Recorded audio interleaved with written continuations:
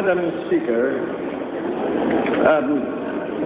the said ensign was founded long before Ombudsman Gutierrez became Ombudsman on December 1, 2005. Is that correct, Madam Speaker?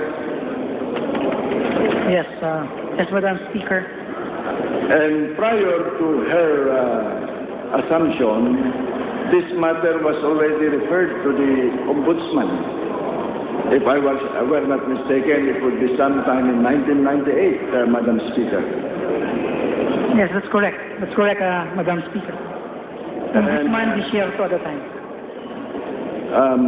When it was referred to the Ombudsman sometime in 1998, she was not yet the Ombudsman, and it was already dismissed, Madam Speaker, by the Ombudsman, then Ombudsman Desierto.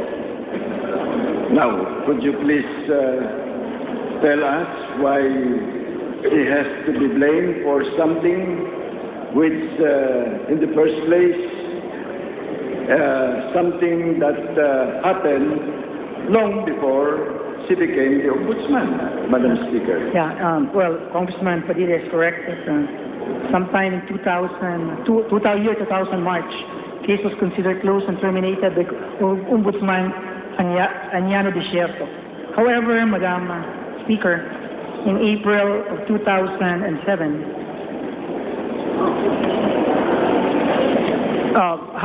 however, on 27 October 2005, the case was refiled with the Office of the Ombudsman. And on December 6th, Madam Speaker, 5 days after the filing, an action was already taken by the Ombudsman. Already at that time, Ombudsman Gutierrez. Are we not happy that what was dismissed by her predecessor, she entertained it, and in fact, she did something, Madam Speaker? Yes, that's correct. December 6th, respondents required to file counter affidavits by the Ombudsman. January 26, 2006, spouses Pistanio filed the reply affidavit. So supposedly the case should have been submitted already for resolution. However, from... why should it be for resolution, Madam Speaker? It was just filed 5 days before. And so what it took Ombudsman Desierto not to act for the length of time that it took for the former Ombudsman to act and finally dismiss it, it took her only 5 days to take cognizance of the said filing of the case, although it has been previously dismissed by the Ombudsman, Madam Speaker, the predecessor of Ombudsman just to put the record, based on the records, it took Ombudsman Desierto 2 years to dismiss. Exactly. And the allegation here, Madam Speaker, is that from 26 January 2006 until 28 November 2008, or a period of nearly 3 years, no action has been done by the Office of the Ombudsman, notwithstanding the submission already of the joint reply affidavit of the spouses Pistanio in reply to the counter affidavits of the respondents. That's why in October of 2007, spouses Pistanio went to the United Nations Human Rights Committee, and in March 2010, the United Nations Human Rights Committee decided and ruled that the Philippine government violated its obligations by failing to provide an effective remedy in the form of an impartial, effective, and timely investigation. So the delay here, Madam Speaker, is from the period 2006 January until November of 2008, because this case was subsequently dismissed in June 15 of 2009 by the Office of the Ombudsman. Madam Speaker, based on the documents that were submitted to your committee, and I assume that those were properly read, perused, analyzed, and considered by the distinguished chairman of the committee, did you ever come across of situations whereby motions and requests for extensions of time were made by the complainants, particularly spouses Pistaños? Did you find this to be part of the documents submitted to you, Madam Speaker? Well, yeah, that's correct. Not submitted to me, but submitted to the Committee on Justice. Yes. There were motions. Yeah, you're correct. Madam Speaker, there were motions for extension of time. But And those motions happened after, it was happened already September of 2007, or after Spouses Pestaño has written the United Nations Human Rights Committee.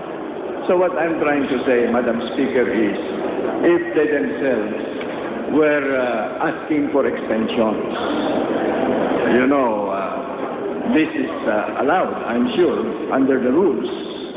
And the extension and requests or motions, a total of 19, Madam Speaker, from September 21 to 07, then again another request for extension November 29 to 09, motion for extension of time to file position paper dated the third one, November 18 to 07, request for extension of time to file position paper dated January 17 to 08, etc., a total of 19. So, Madam Speaker, if we are faulting the Ombudsman for the delay, then why did we not see also a situation whereby, because of the extension asked by the complainants, that could have aggravated the situation,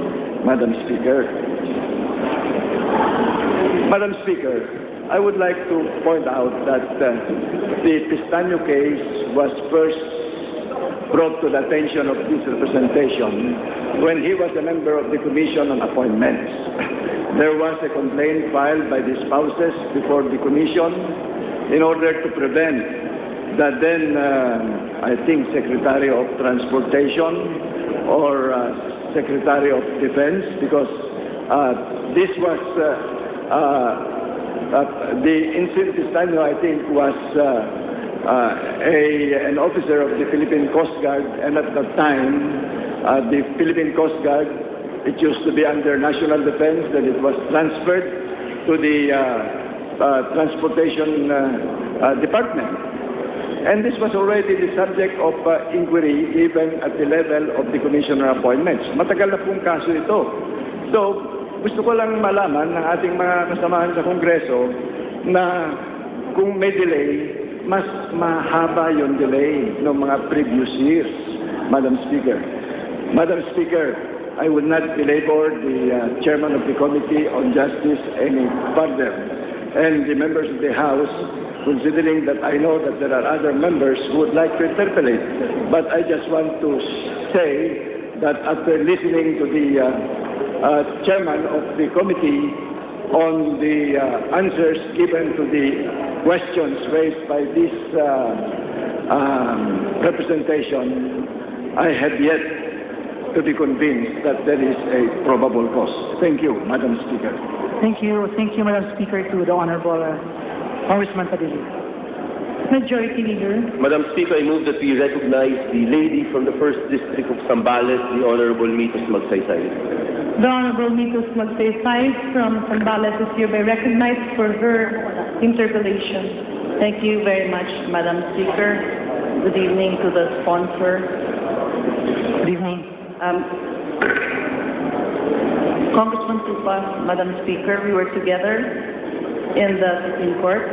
because I did not believe that the Supreme Court should interfere with the mandate of the House as far as impeachment proceedings are concerned. I am not a lawyer and I am not a member of the Committee on Justice. And there are a lot of questions I wanted to ask the distinguished sponsor because these questions were not thoroughly discussed at the committee level and I do not know the answers to the questions. So I hope that you will bear with me if I ask you questions right now. Gladly, Madam Speaker. With regard to the articles of impeachment, the first article that we cited was the fertilizer fund scam. I understand that in October 2008, there was a formal complaint that was filed by Task Force Abono, which was instigated by the Ombudsman, because there were a lot of complaints filed then by different committees, and I think it was discussed in the Senate. May I just ask you if the Senate report of then Senator June Magsaysay yielded evidence as far